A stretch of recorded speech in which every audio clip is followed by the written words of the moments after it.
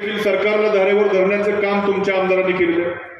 जेव्हा सत्ता नव्हती, विरोधी पक्षाचा आमदार म्हणून जनतेचे प्रश्न, जनतेच्या भावना या सरकार पुढे विधानसभेत मध्ये मांडण्याचं काम देखील अत्यंत प्रामाणिकपणे तुमच्या आमदारांनी त्या ठिकाणी केलेलं आहे।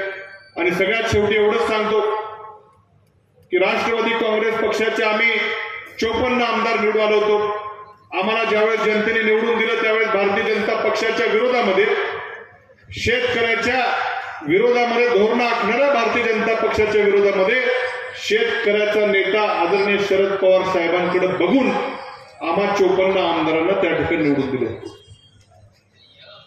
आणि मागे एकदा पहाटेचा शपथविधी झाला, पण परत एकदा मात्र काही लोक आमच्यातले गेले। एक जण आमचे भालके साहेब वारले, आमच्यामधनं 53 राहिलो, पण या 53 मधले फक्त 12 लोक आम्ही शिल्लक राहिलो प्रामाणिकपणे आदरणीय शरद पवार साहेबांबरोबर। नंतर बोलू आपण। या 53 आमदारांमधले फक्त 12 लोक